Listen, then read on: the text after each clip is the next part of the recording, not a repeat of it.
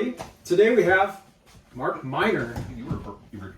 Yeah. Gary knew I was recording because I suck when I think I'm being recorded. I mean, I kind of suck as it is. So yeah, had I known I was being recorded, it would have been even worse. Totally sucks. He came from the house of suck. You can't tell. Guess this riff.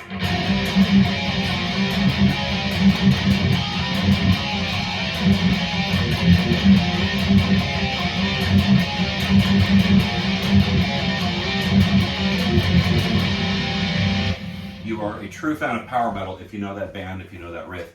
Bonus if you know that guitar player. So, you can put that in the comments section. But today we're going to be doing an interview with Mr. Mark Miner. Mark is by far one of my best friends, my guitar second hand in the Vian, and a lot of us know Mark from the Vian. So one of the purposes of doing this interview today is to find out, who is Mark Miner? I mean, we hear interviews from Norman Skinner, from the Vian. We hear a lot of stuff about him and his musical background. We know that he's the lead singer for Magica. He's done a lot of stuff. He's toured Europe, all that good stuff. But I wanted to share Mark and get Mark's story on where he's been with the music industry and all this time. So that's my first question, man. Is obviously you've been playing guitar for a very long time. So when did you start playing guitar? What got you into it? I probably was 15. I was a little bit of a late bloomer. Yeah, I started playing when I was 15. Is that like people when they pick up drugs at 25 and say I was a late bloomer with drugs? Yeah, you kind of like figure out stuff and make bad decisions a little bit later than others. Yeah. No, I was kind of a jock kid, and about junior high, I mean, I was playing football and running track and all that, and I want to say I was about 15, and I was a total like bonehead rocker kid, and I was always into AC/DC and Sabbath and Sorry. But I was also very much into Iron Maiden.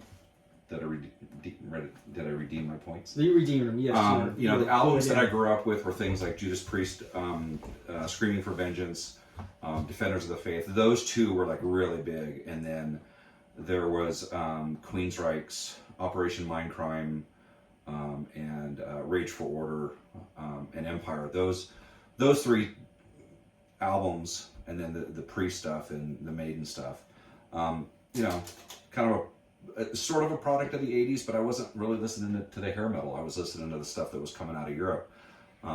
There was a couple of kids that were a little bit older than me that were more into, like Metallica and Merciful Fate. And I was like, I mean, I knew Priest and Sabbath, which those bands always cited in interviews. So I started listening to that. And that was like a whole different, exposure to music. So, I sold my dirt bike at the time. My dad took me out to some music store and I bought my first guitar and immediately started taking lessons after that. Started playing in bands by the time I was probably 16, 17 in my parents' basement, just, jamming on Black Sabbath and, Judas Priest riffs like everybody else does when they first start. So it's always been guitar for you? Yes. Anything else? You ever thought about playing drums or singing or God knows bass, but it is an instrument.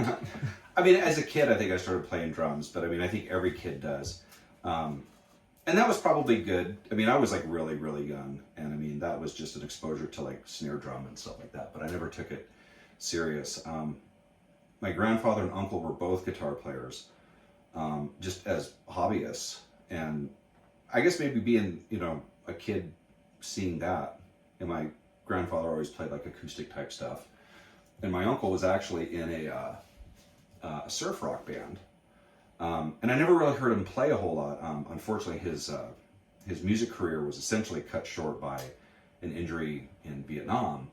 But he always had his stories, and he kept his guitars, and he'd let me check them out. And so that was kind of like my early exposure. I mean, some people come from a musical family. I mean, I guess I did and I didn't. I mean, I had music around, and my grandmother, I remember, played organ. But no, like immediate in the house or whatever. Like my folks didn't, my brother didn't. So I kind of just discovered it on my own. And again, when I was, about 15, where I actually started playing and started taking lessons, and I kind of knew at that point that's what I want to do. Very cool. And what was the very first band you got into? What was before we go there? I know personally Randy Rhoads, huge influence, but when we pick up the guitar, that may not be necessarily the influence. Like for me, Neil Schon was a really huge influence, and but I wanted to play guitar like that guy. He just had a great style. But by the time I was really into guitar, it was more like Kirk Hammett, Randy Rhoads, the more modern guitar players at the time when I was playing.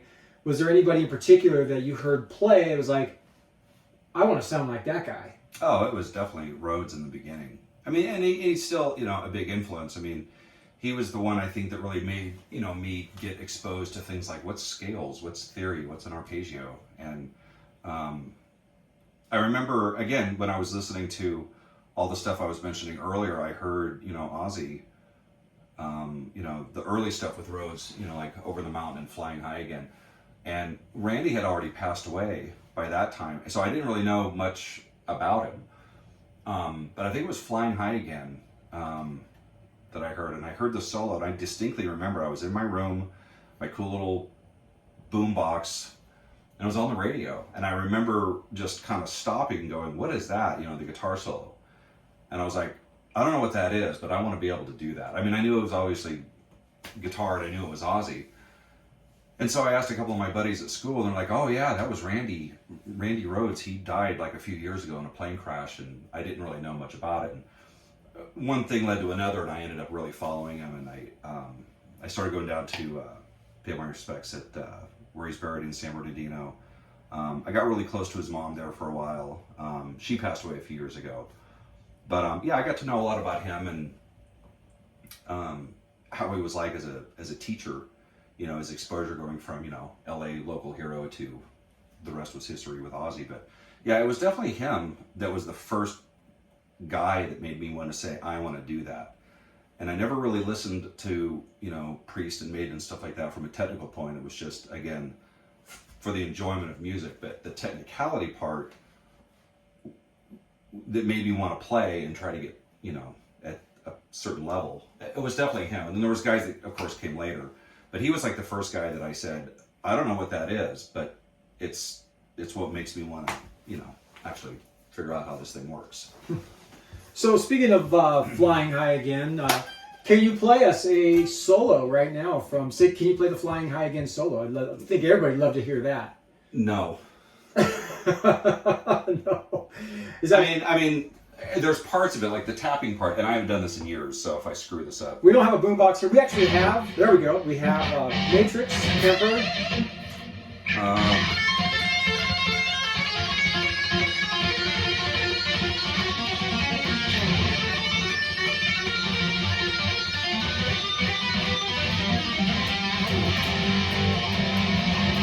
So, I mean, it's in a different tuning, and I never, ever do finger tapping. The whole Eddie Van Halen thing, and, Randy did it a little bit, but, I mean, I kind of faked my way through it, but, I mean, I think it might have been that solo, especially with all the overdubbing and stuff. It was just like this monstrous, like, wall. It sounded very, like, orchestrated. Randy's tone was so clean. Yeah, he's so mad at me right now after, like, probably just botching that, but anyway, but yeah, no, his tone was really like edgy and mid-rangey, but yet, we don't have a lot of stuff that he recorded. But you listen to all those, crappy bootlegs. The guitar always cut through. It didn't matter what guitar he played, whether it was like his polka dot guitar or his Jackson's or his Les Paul.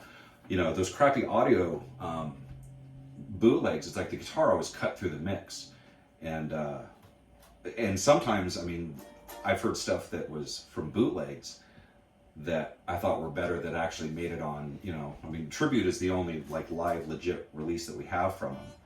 But yeah, his tone and his style and, he was a really educated musician. I mean, he grew up in a music school and taught at a music school up until the time that he left to go do his thing. So I guess from there, that was sort of like my reference point.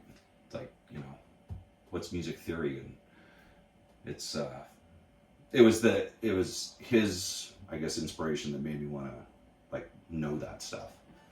So I'm at like my first, second, third, fourth lesson going, how do you play Crazy Train? and my teacher was like, I'd like to know how to play it. I mean, he knew.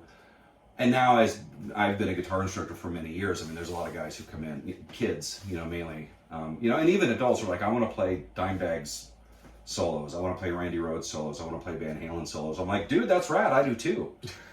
I mean, I can get close and I can kind of give, the basic ideas or some of the scales and some of the techniques or whatever. But I mean, guys like that we're always at such another level. You know what I mean? And I was always attracted to guys who were always next level players. Right. And there's a lot of them. So first band, what was the name of your first band? How old were you? How long did it last? I was in a high school band called Annex. And I'm actually still friends with the other guitar player. Rob, if you're watching this, yes, pictures actually still get surfaced amongst a very small group of people. And yeah, I mean, it's like any other high school band. I mean, we were playing like, we do like Motley Crue songs and Black Sabbath Mob Rules and, AC/DC stuff. And, we Sorry. Coronavirus. And we would do like what every other band does in high school. We're out playing parties and little stuff like that. And that was my first thing of, actually playing with other musicians. The house I grew up in had like a underground, almost like a basement, really. You don't hear of basements in California, but the house I grew up did. And so my parents, which were super supportive and super cool, we set up down there because everything was like below ground level, and we had some property and stuff, so it was pretty removed. And just sit down there and jam songs and do what you do in high school, playing in your first rock band. Awesome. So that lasted. Obviously, you've been in this industry for a very long time. Other than being in this industry, you're also a music teacher. How long have you been teaching guitar? 17 years. And what was the avenue that said, I don't want to work for the man, I want to... That was it. I'm like, I don't want to punch a time clock. And I've punched enough of them, and I have a side job as well too, but where I do punch a side, where I do punch a time clock, but the balance between the two is good. No, I started teaching full time. I was doing 5-6 days a week for a really long time, up until a few years ago. I remember in the early 2000s, the place that I teach at now, I mean, we had like 7 or 8 guitar instructors. And for the first year, I would just stand around with, I was, shaking hands and kissing babies, handing out business cards. And I'd get like 1 day, and then I'd get enough students to fill up 2 days, and then I had to kind of like earn my keep. And then I became, full time, and I'd get up to like 55, 60 students a week. And that shoe kind of dropped, when the economy turned, and it went from 7 instructors down to 3. Some guy would get his real estate license. Some guy would, keep his, teaching job, but he was like in construction or whatever. And I always kind of like said, well, I don't want another job, and I don't want to work construction. I want to play guitar and make money at it and do what I love. Well, like reality hits us all. Sometimes we always don't get to do what we want, but I did reach a pretty good compromise, knowing that, the house that I owned was paid for by playing and teaching music, and being able to sort of like see how that whole industry has changed, but yet I still do it. I mean, I've got a pretty solid schedule, and I also got a little bit more involved as of late with getting back into Skype lessons, especially right now. Everybody's on house arrest or whatever you want to call it. But even before all of this mess that happened, a lot of people like doing Skype lessons, and I like doing it too. It's flexible, and so if anybody wants to hit me up for Skype lessons, you can do that. That was my next question. If somebody's watching this and says, I want to get lessons from Mark Miner, how do they get a hold of you? Probably the best way is my email, which is markguitar68@gmail.com. And I'll put that in a link for everybody to get. And you can just hit me up and just say, hey, I'm interested in Skype lessons, and I'll DM you, all the rates, and just kind of find out, what your level is at now, and where you want to go, and however I can help you out. So we got you. You're teaching guitar. You've been in some bands. Obviously, Annex being your first band. that must have led to other things, Sure. and other things, and then ultimately to where you are now. So talk about the other bands that you were in prior to getting into Navayan. Well, like anybody else, I went. Starting Navayan, you are one of the founders. Yeah. Well, like any other person from high school, I went from, playing in high school bands to, and I grew up in a little town called Grass Valley, which is about an hour and some change of like northeast of Sacramento. So, when I was 18, I moved down to Sacramento, started playing with bands in that area. And, I'd always go back home, to visit folks on the weekend and borrow money and do laundry and, all that good stuff. But I would kind of start playing around in Sacramento, guys who were a little bit older than me and a little bit more experienced, which was kind of cool because I guess I needed that push.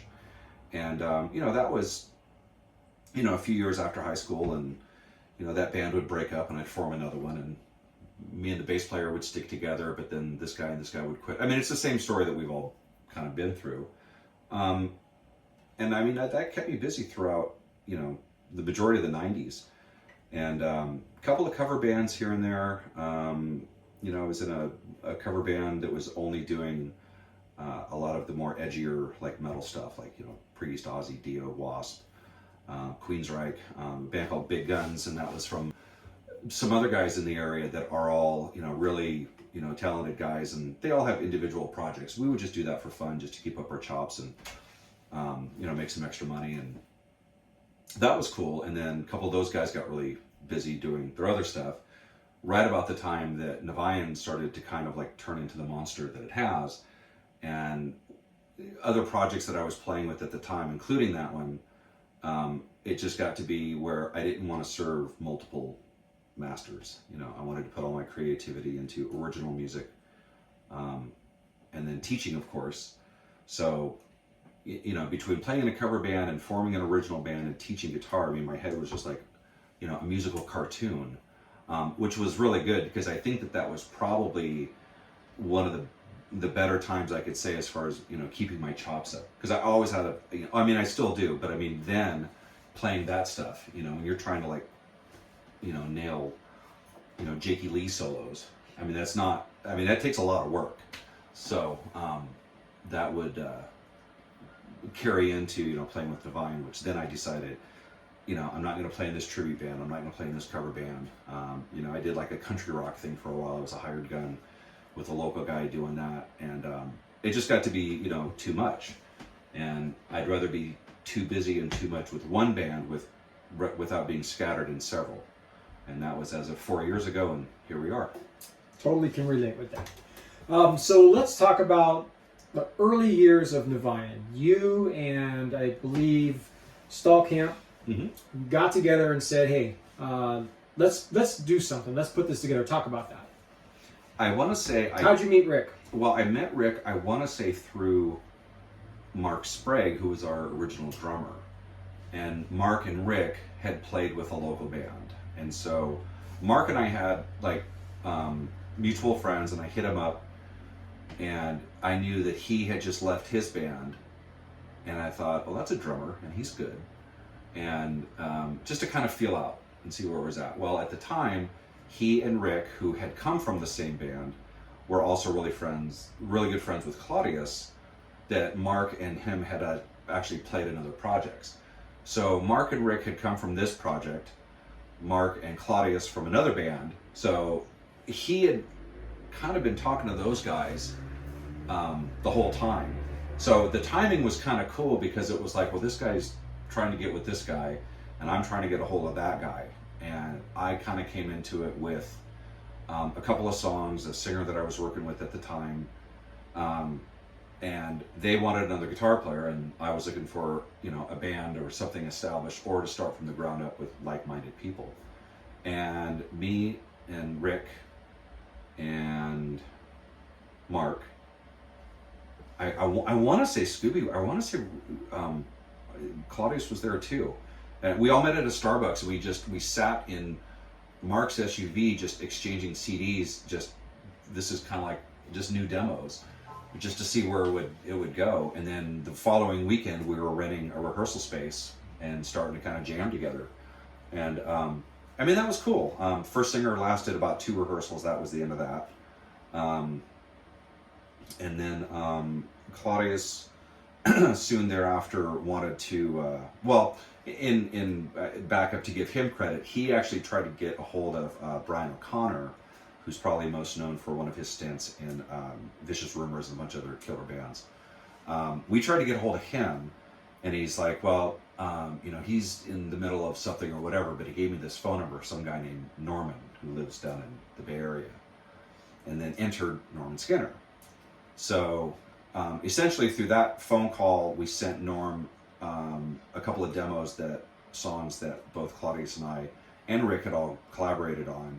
2 days later, Norm had them like already recorded, sent back to us, and Scooby and I got together, and he let me hear this. And I mean, it was like, I don't even think I got to the first chorus, when I heard Norm's voice on this demo, which Claudius probably still has. And I'm like, that's the guy. I'm like, screw auditions. I'm like, just tell the guy, as long as he's not a complete, prick, have him come down. That's it, he's done, that's it. Audition's over. Yeah, and so some people know this, some people don't. That's like one of my favorite Vine stories, when we actually had Norm in to actually audition. It was really, he already had, I think maybe like 4 or 5 songs that we had demoed and sent him, 2 of which he had already recorded and sent back to us. And he walks into the room, and it was great. It's like, he sticks out his right hand to shake my hand. He's like, nice to meet you. Here's my rent, with his other hand, and he hands me whatever dollar amount was. It was like, okay. I'm like, I kind of like that. So he walked in sure of himself. We presented ourselves like, here's what we want, here's what we want to do. We don't want to screw around. We're not here to waste anybody's time. And he was like, cool. I mean, it was so like natural. And then a few months after that, at that point, Claudius wanted to, move on to other things. And we had some issues with Mark, our original drummer. So they kind of parted ways, and it was amicable. And we're all still friends with those guys. Claudius has been out, he's seen us at a couple of shows, and, he's gone on to do some really cool stuff playing with Possessed. And he's a monster guitar player, a great dude. And it worked out for the best. He went on to go do his thing, and within the first 2 or 3 shows is where we met you. So when he left, I had a short mental list of guys that I thought would, be a good fit. Again, there was no auditions or whatever. Gary and I had been communicating over probably 3-4 months before that. And I told the guys about him. And a couple of them like, oh yeah, I remember him from the show that we did in like Alameda. Yeah. What was the name of that club? It was it's no longer there. It was called like the Red Rooster or something? So, yeah, I think so. Somebody's going to correct us. Somebody's going to figure that out or correct us. I think the club is closed down, because I know that we were playing at Red Hat, I think it is, and that's a different club. No, that's Concord. Yeah, so... Oh, we didn't meet there. We met at... No, but we were in the Vine while we've been there. We were playing there, and I was headed to the other place because I didn't realize the place had closed down. Somebody had directed me, said, oh, no, that place is closed. You got to go over here. Yeah. So it was Rooster something, Red something. Roosters. That's what it was. It was just called Roosters. I'm pretty sure.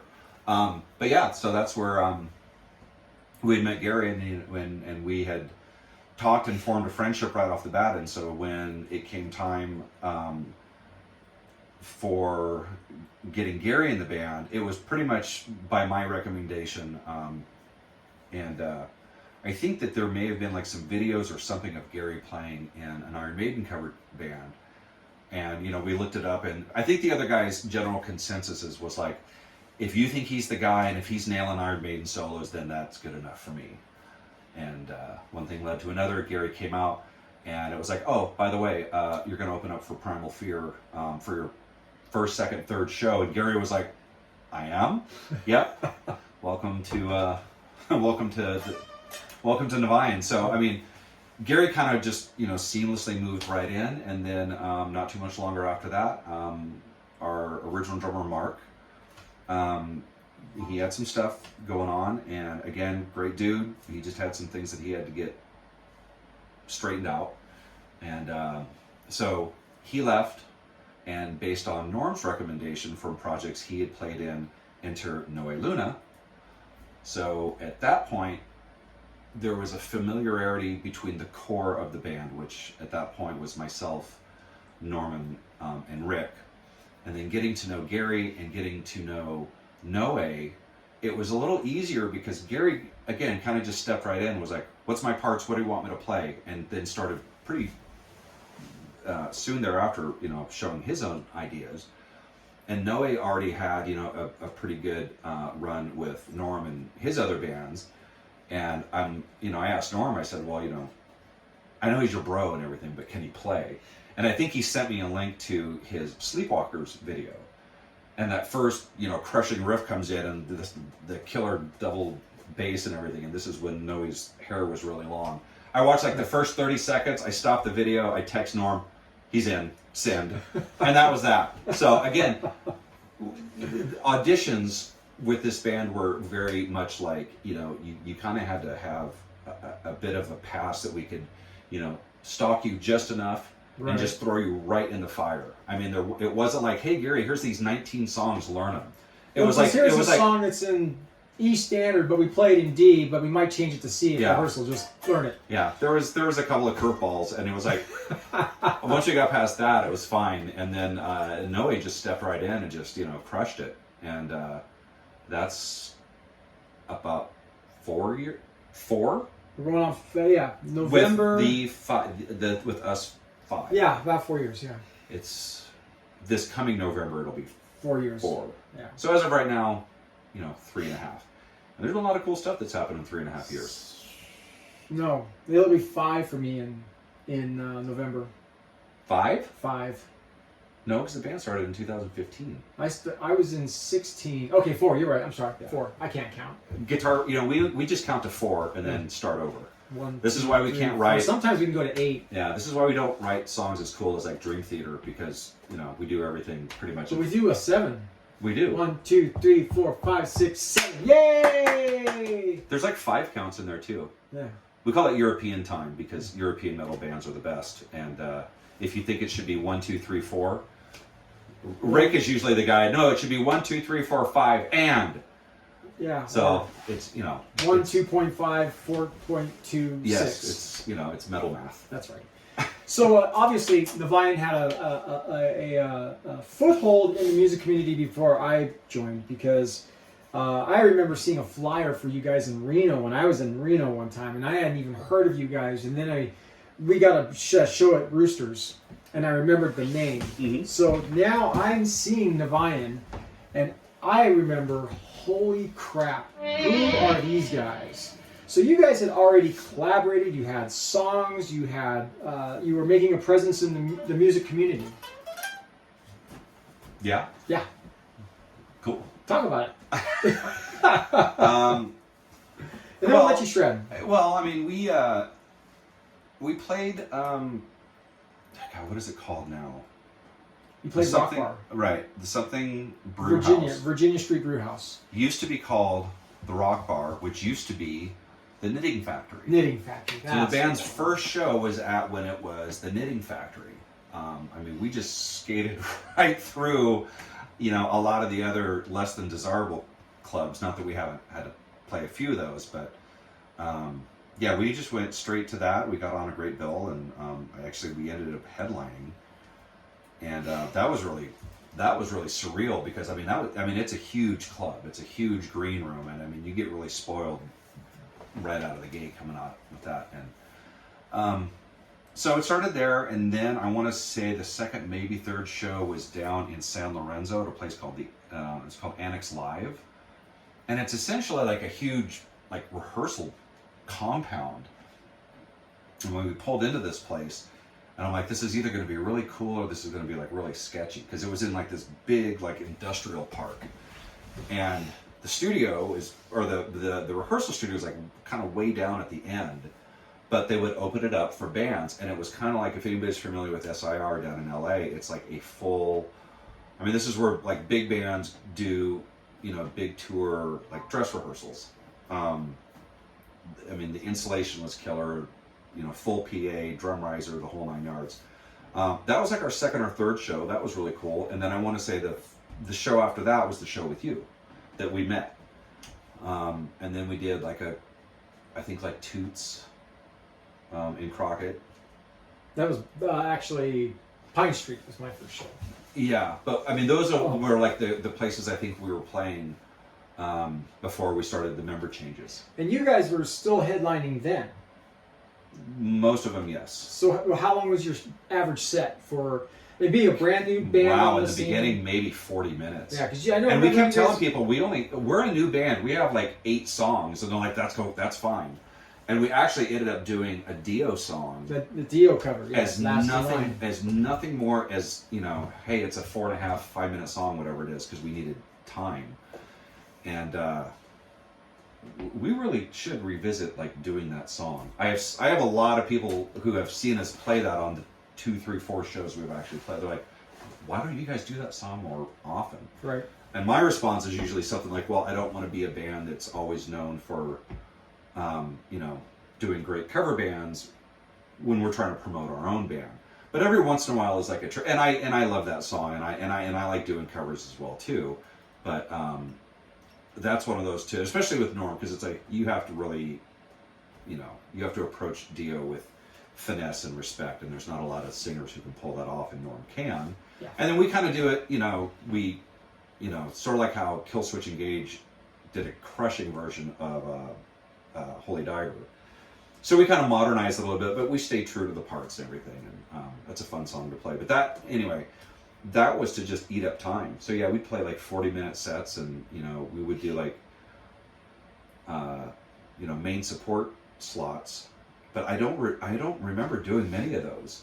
We just kind of got thrown into doing like headlining slots, and it was kind of weird because all the other bands that I've ever known or been in myself, you kind of have to climb that pagoda, and we, I mean, it's not that we haven't had to have one to climb, in our own right, but yeah, most of the shows, I mean, we kind of just started off just, doing a lot of headlining stuff, and we, ask all of our buddies, well, you guys have been around for longer, you guys headlined, and they're like, no, we don't want to. So, I mean, I don't know if that was, I guess it's taken as a compliment, but at the same time, it was kind of weird to just start off doing that. Then we had to start to write a whole lot of songs. So it was like, well, if we're going to headline, we better have more than a 40-minute set. Absolutely.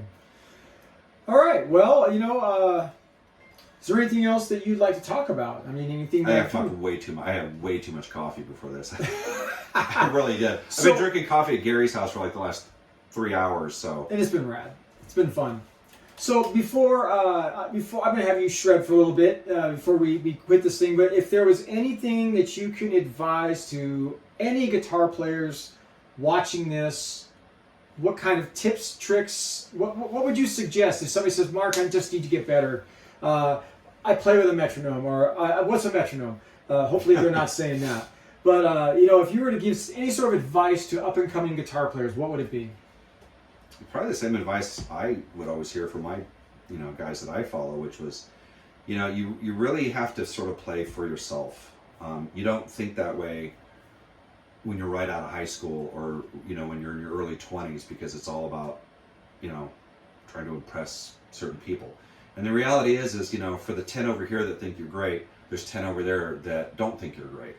And the reality is the 10 people that don't think you're great, you really have to very early dismiss that, because then you're second guessing your own work, right? And they're not the ones who have put in the time, the energy, the sweat, the expense of the gear, the sacrifice, the mileage on the car, and the late nights, plus holding a day job and this, that, those people are the irrelevant ones, because they haven't had to do what we've had to do, right?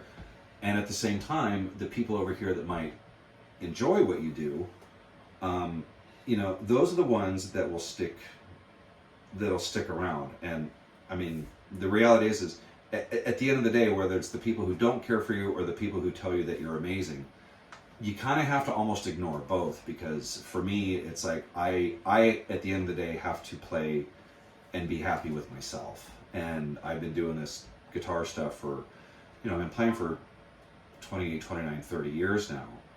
And I still don't like to be on camera playing guitar. I mean, I'm still that kind of 18-year-old kid at heart who just wants to get better and better. I mean, and I still take lessons and I teach lessons at the same time. So you just have to kind of play for yourself, and you have to, you know, set realistic goals. If you want to nail Dimebag Darrell and Randy Rhoads solos, there's an awful lot of work that goes into that. You got to remember that, you know, what is it, Eddie Van Halen's, like, how long is Eruption? It's like 2.5 minutes. I heard like one of the best, in fact, a guy who I took lessons from said something like, you know, it's the 2.5 minutes of Eruption was sort of like what has caused the rest of the musical like timeline to stand still. So when you're sitting down trying to learn that, you got to remember this is a 2.5 minute glimpse at somebody who spent a lifetime trying, you know, to attain. And, you know, that 30-second Dimebag Darrell solo had 20 plus years of heart, soul, blood, sweat, and tears.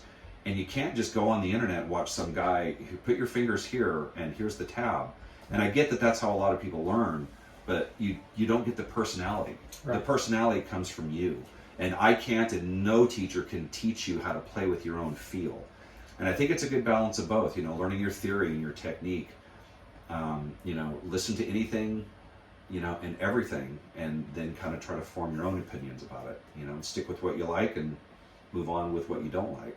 So basically what you said is believe in yourself and use a metronome. Yes. Yes. Yeah. That. All right. Well, we're going to have Mark shred here for a little bit. He's using a Kemper Stage into a Matrix power amp into a FR speaker. So.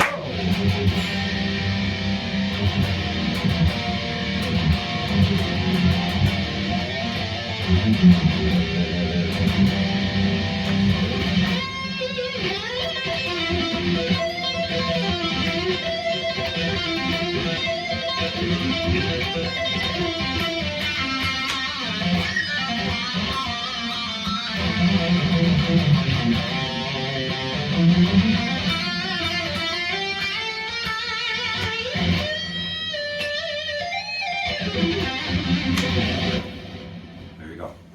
Thanks a lot. Thank you, Mark, for your time. Appreciate it. And again, we're going to put his email address up in the comments section if you guys want to get a hold of him for guitar lessons. We'll make it happen. Thanks a lot for listening. Thanks, guys.